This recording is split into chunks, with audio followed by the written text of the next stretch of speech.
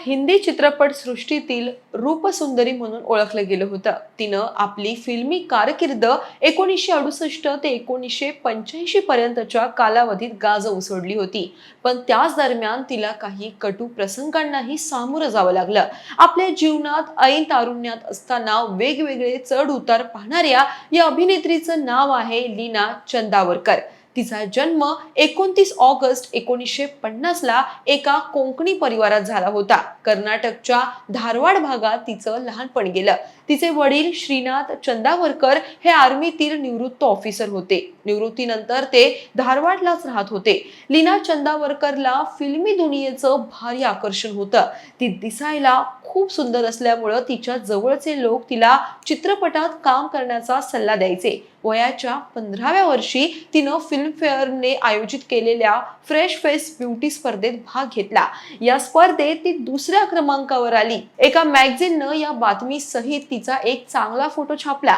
या फोटोत सुनील दत्त यांच्या नजरेस ती पडली. ते त्यावेळी मन का मीत या आपल्या नव्या चित्रपटावर काम करत होते. त्यांना या चित्रपटासाठी सगळे फ्रेश चेहरे हवे होते. नायिका म्हणून त्यांनी लीना चंदावरकरची निवड केली. नायक म्हणून सुनील दत्त यांनी आपला भाऊ सोम दत्त याला घेतलं आणि खलनायक म्हणून विनोद खन्नाची निवड केली. या तिन्ही कलाकारांचा हा पहिला वहिला चित्रपट होता. चित्रपटाची कथा गावचा मुलगा आणि शहरातील मुलगी यांच्यातल्या प्रेम कहाणीची होती. हा चित्रपट जास्त चालला नाही, पण या चित्रपटानंतर प्रेक्षकांनी लीना चंदावरकर आणि विनोद खन्ना या दोघांना उदंड प्रेम दिलं. लीना चंदावरकरच्या मोहक चेहऱ्यानं अनेकांना भुरळ घातली.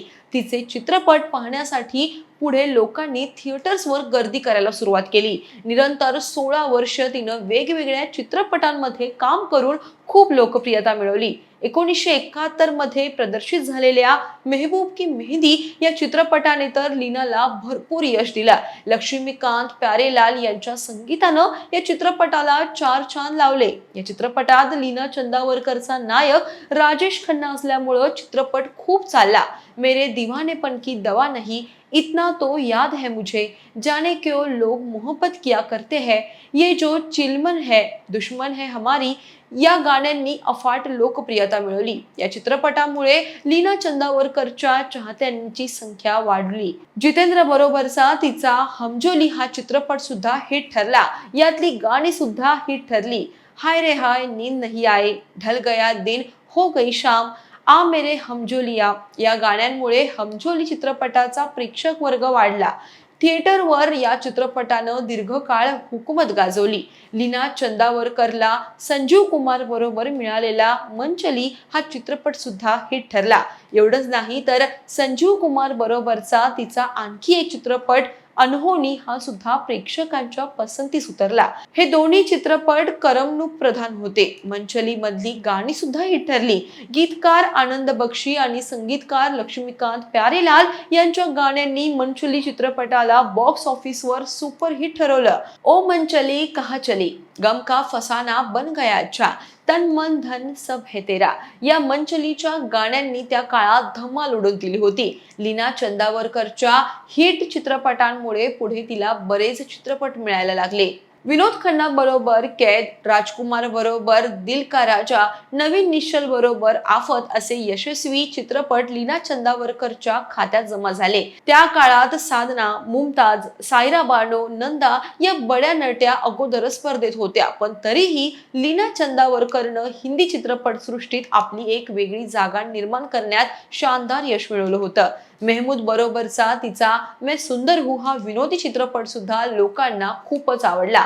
जवाब, प्रीतम, हनीमून, एक कुवारा एक कुवारी, चोर चोर, ईमान, बिदाई, जग्गू, एक महल हो सपनों का, अपने रंग हजार, यारों का यारा, आखिरी गोली, नामी चोर, नालायक, डाकू और जवान, सरफरोश, रखवाला, जाने अनजाने, बैराग, सास भी कभी बहू थी अशा चित्रपटांनी लीना चंदावरकरला यशाच्या शिखरावर पोहोचवलं. पण म्हणतात ना, हिंदी चित्रपट सृष्टीतील नायिकांना जेवढं यश, प्रसिद्धी, पैसा मिळाला तेवढंच दुःख सुद्धा मिळालं. लीना चंदावरकरच्या नशिबीही दुःख आलं. लीना चंदावरकरचा पहिला विवाह गोव्याचे त्यावेळेचे नेते दयानंद बांदोडकर यांचे सुपुत्र सिद्धार्थ बांदोडकर यांच्याशी झाला होता. दुर्दैवानं एका अपघातात सिद्धार्थ बांदोडकर यांचं निधन झालं. लीना चंदावरकर साठी हा एक मोठा धक्का होता, कारण त्यावेळी ती अवघी 25 वर्षांची होती. इतक्या कमी वयात ती विधवा झालेली. या आघातानं ती प्रचंड तणावाखाली आली. आपल्या परिवारापासून ती वेगळी झाली. तिच्याकडे त्यावेळी पैसा भरपूर होता, पण मनाची शांती नव्हती. तिचे मन अस्थिर झाले होते. अशा वेळी तिला सहारा दिला किशोर कुमारनं. त्यांनीच तिला आधार दिला. किशोर कुमार लीना चंदावरकर पेक्षा 20 वर्षांनी मोठे होते. त्यांनी तिला आपल्या बरोबर लग्न करणार का असे विचारले. लीना चंदावरकरच्या घरच्यांना हे मंजूर नव्हतं, पण आपल्या भविष्यातील सुरक्षिततेसाठी तिनं किशोर कुमार बरोबर विवाह केला. पण इथेही नशिबाच्या खेळानं तिला पुन्हा संकटात टाकलं, कारण 1988 ला किशोर कुमार यांचे हार्ट अटॅकमुळे निधन झाले. पुन्हा लीना चंदावरकर विधवा झाली. त्यावेळी तिचं वय अवघं 37 वर्ष होतं. या दुसऱ्या धक्क्यामुळे लीना चंदावरकर पुन्हा नैराश्याच्या गर्तेत अडकली. पण अशा वेळी तिला गांगुली परिवारानं खूप साथ दिली. अमित कुमारनं आणि त्याच्या परिवारानं लीना चंदावरकरला सावरण्यासाठी आपली संपूर्ण साथ दिली. तिचा मुलगा सुमित कुमार बरोबर लीना चंदावरकर किशोर कुमार यांच्याच घरी राहिली. तिसऱ्या विवाहाचा तिनं कधीच विचार केला नाही. तिनं 1985 पर्यंत चित्रपटांमध्ये काम करणं सुरूच ठेवलं होतं. त्यात ती व्यस्त राहिली. जालिम आणि सरफरोश हे तिचे 2 शेवटचे चित्रपट ठरले. त्यानंतर मात्र ती चित्रपटांपासून फार दूर गेली. पण तिनं आपला छोटासा काळ दणदणीतपणे गाजवला आणि हिंदी फिल्म इंडस्ट्रीमध्ये खूप नाव कमावलं. हिंदी चित्रपट सृष्टीतील ही मंचली लोकांना खूप भावली. आपल्या रूपसुंदरतेमुळं तिनं प्रचंड मोठा चाहता वर्ग निर्माण केला होता. आता ती एकेकाळची रूपसुंदरी 75 वर्षांची झाली आहे. किशोर कुमार तिच्या बरोबर जरी नसले तरीही त्यांच्याच घरी राहून तिच्या जीवनाला स्थैर्य लाभलं.